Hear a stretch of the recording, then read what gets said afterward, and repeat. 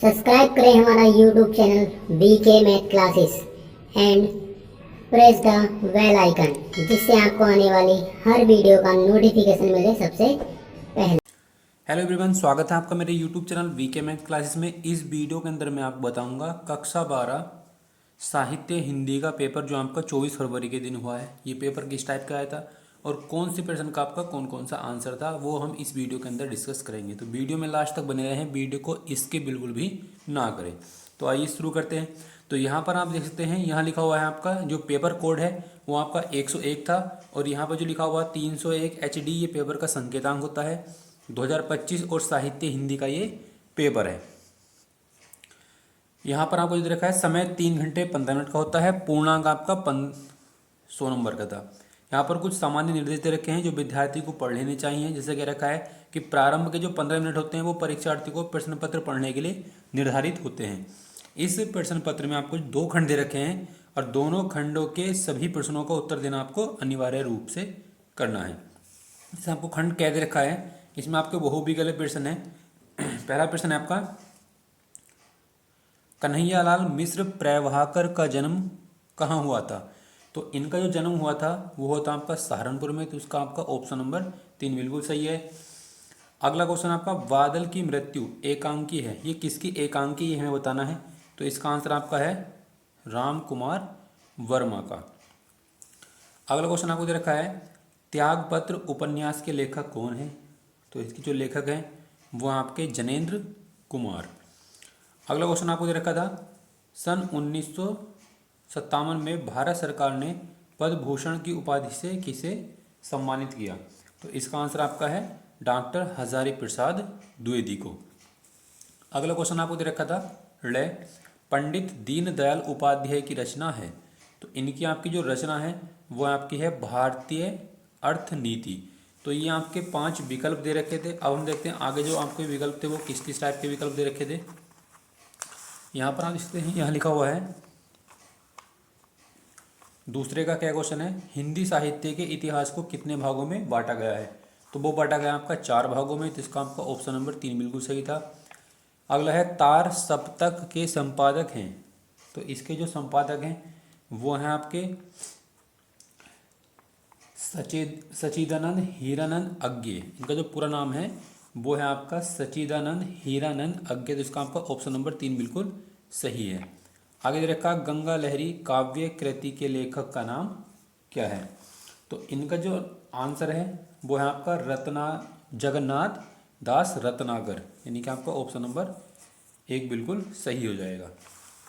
आगे आपको दे रखा था, निम्न में से कौन राष्ट्र कवि के रूप में विख्यात है? तो इसका जो आपका आंसर है वो है आपका मैथिली शरण गुप्त, क्योंकि मैथिली शरण गुप्त और सुमित्रा नंदन पंत जो है वो राष्ट्र कवि के नाम की विख्याति से विख्यात हैं। आगे आपको क्वेश्चन दे रखा था, अनामिका के रचनाकार कौन है? तो अनामिका के जो रचनाकार हैं वो हैं आपके सूर्यकांत त्रिपाठी निराला। इसका आपका ऑप्शन नंबर 3 बिल्कुल सही है।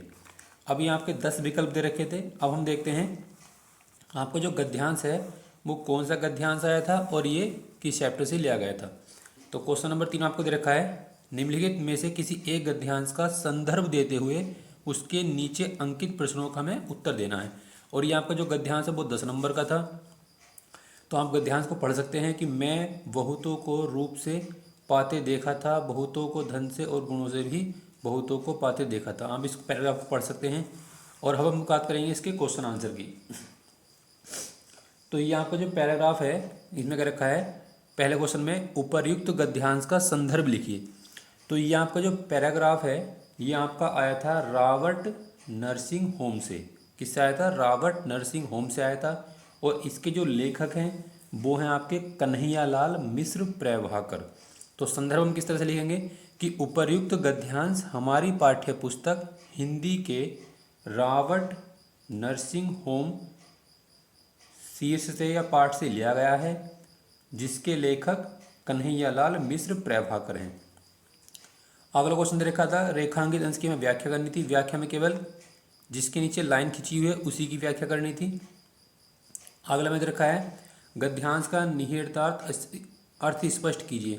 यानी जो पहला क्वेश्चन होता है उसका केवल हमें संदर्भ लिखना होता है और वही क्वेश्चन हमें याद होना चाहिए। लास्ट के जहाँ पे 4 क्वेश्चन होते हैं वो आपको इसी पैराग्राफ से छांट कर लिखने हैं। अगर आपसे ये वाला पैराग्राफ नहीं होता है तो इसी के अथवा में आपको एक पैराग्राफ और दे रखा है, आप उस पैराग्राफ को सोल्व कर सकते हैं। जैसे यहाँ पर आप देख सकते हैं, यहाँ लिखा हुआ है भाग्य को मैं इसी तरह मानता हूँ, वह तो विधाता का ही दूसरा नाम है। ये आपको पैराग्राफ दे रखा है और इसी के नीचे आपको 5 क्वेश्चन देखने के मिल जाएंगे, जैसे आपको पहले वाले पैराग्राफ में दे रखे हैं। तो इसमें क्या रखा है, ये हमें बताना है कि ये लेखक ने भाग्य को ईश्वर के रूप में दूसरा रूप क्यों बनाया है, तो ये वाला क्वेश्चन आपको इसी में छांट कर लिखना है। फिर क्या रखा है, उपर्युक्त गद्यांश का संदर्भ लिखना है। तो ये आपका जो चैप्टर है, ये जो आपका पैराग्राफ है, ये लिया गया है आपका भाग्य और पुरुषार्थ से।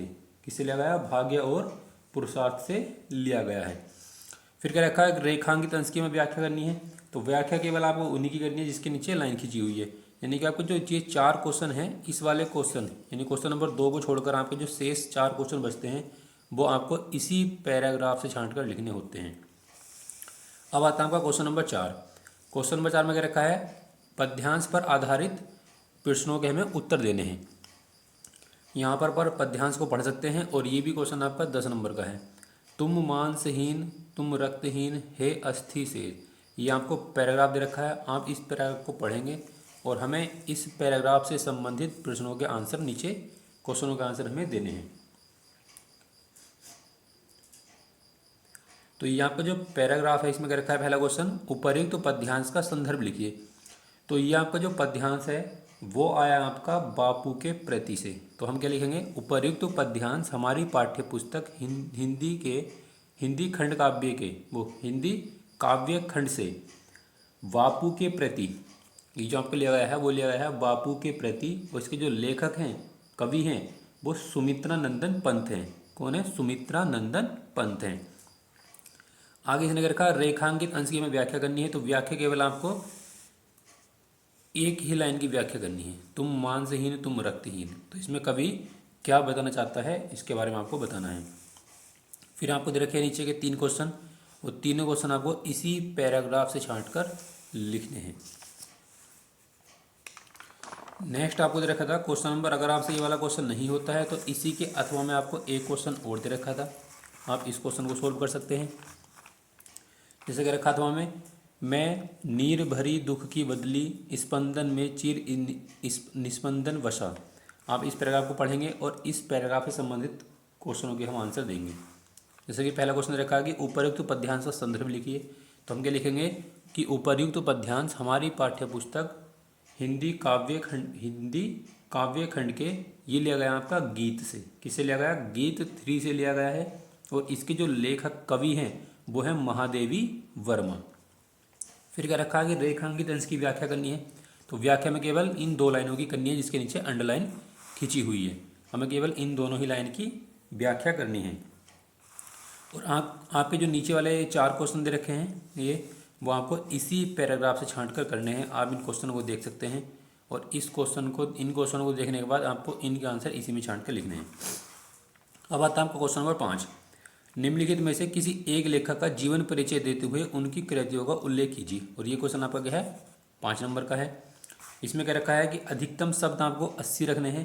पहला क्वेश्चन आपको दे रखा था दीनदयाल उपाध्याय यानी कि पंडित दीनदयाल उपाध्याय।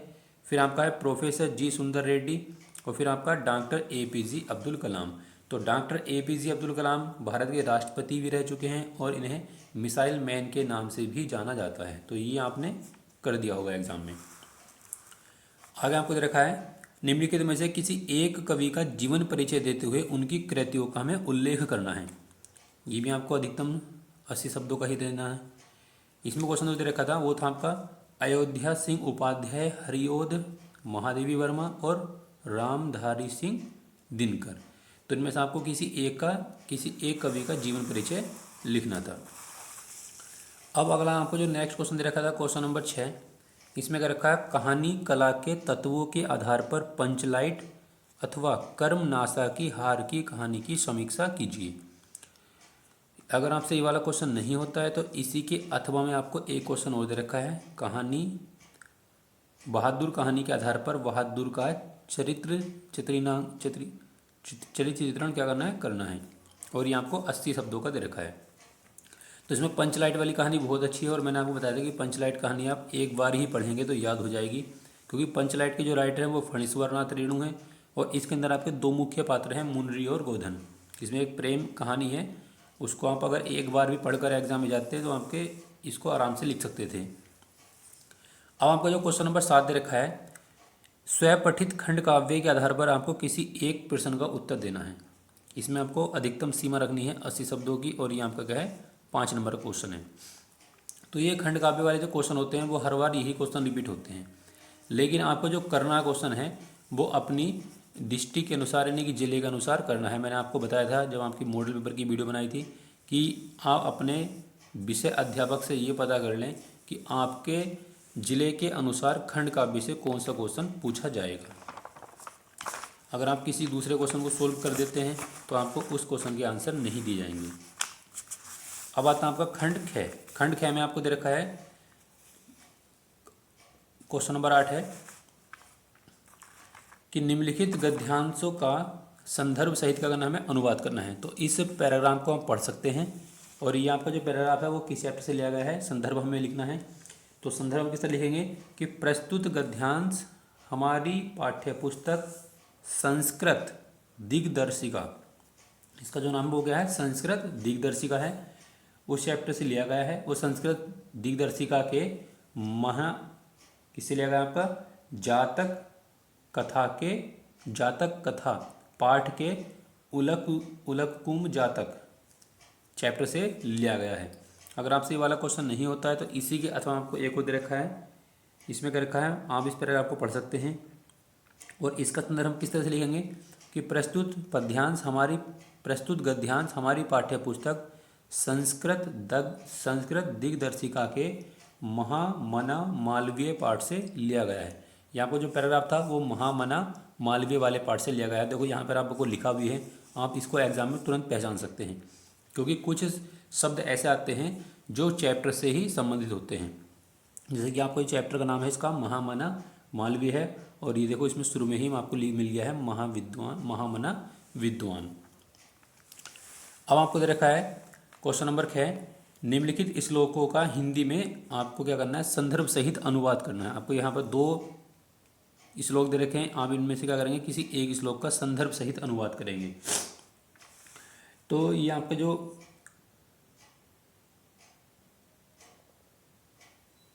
पहला वाला श्लोक है काव्य वाला ये आपका लिया गया है, किससे लिया गया आपका दूत। ये आपका जो पहला वाला श्लोक है ये लिया गया आपका सुभाष रत्नानी। तो यहाँ पर हम लिखेंगे कि प्रस्तुत श्लोक हमारी पाठ्यपुस्तक संस्कृत दिग्दर्शिका के सुभाष रत्नानी नामक पाठ से लिया गया है। अब इसके नीचे आपको ये वाला जो पैराग्राफ दे रखा था ये आपका लिया गया है दूत वाक्यम से। तो इसका संदर्भ भी मैं ऐसे लिखेंगे, आपको करना केवल एक ही है, लेकिन इसका जो चैप्टर का नाम है वो है आपका दूत वाक्यम। इसके नीचे आपको क्वेश्चन दे रखे थे क्वेश्चन नंबर 9। इस क्वेश्चन नंबर 9 में क्या रखा है निम्नलिखित में से किन्हीं 2 प्रश्नों का हमें उत्तर देना है संस्कृत में। यहाँ पर आप पढ़ सकते हैं, आपको 4 क्वेश्चन दे रखे हैं, इन चारों में से केवल आपको एक ही क्वेश्चन का मतलब 2 क्वेश्चनों का आंसर देना था। अब आता है आपका व्याकरण। क्वेश्चन नंबर 10 में क्या रखा है विभत्स और शांत रस की परिभाषा लिखकर उदाहरण भी दीजिए। क्वेश्चन नंबर 5 में क्या रखा अतिशयोक्ति तथा अथवा उपमा अलंकार की सोधारण परिभाषा लिखिए। इससे अगला क्वेश्चन देखा था रोला अथवा चौपाई छंद की परिभाषा लिखिए और उदाहरण भी दीजिए। ये सभी क्वेश्चन आपको 2-2 नंबर के पूछे थे एग्जाम में और हर बार ये 2-2 ही नंबर के आते हैं। क्वेश्चन नंबर 11 में क्या रखा निम्नलिखित में से किसी एक विषय पर आपको निबंध लिखना है। जैसे आपको दे रखा है साहित्य और समाज, भारतवर्ष में हिंदी की स्थिति क्या है, देशाटन से लाभ, मोबाइल वरदान है अभिशाप, भारत के विकास में युवाओं की क्या भूमिका है। तो ये आपको निबंध लिखना था और ये आपको जो निबंध है वो 9 नंबर का आया था। अब हम देखते हैं क्वेश्चन नंबर 12। इस क्वेश्चन नंबर 12 में क्या रखा है 12वें का पहला है हरे का संधि विच्छेद क्या है। तो इसका आपका जो संधि विच्छेद हो जाएगा वो हो जाएगा आपका हरे प्लस एव, यानी कि आपका इसका ऑप्शन नंबर 2 बिल्कुल सही हो जाएगा। अगला क्वेश्चन दे रखा है गायक का संधि विच्छेद क्या है। तो गायक का जो संधि विच्छेद होता है वो होता है आपका गै प्लस अक, तो इसका आपका ऑप्शन नंबर 4 बिल्कुल सही है। अगला आपको दे रखा था प्रजेते में संधि है।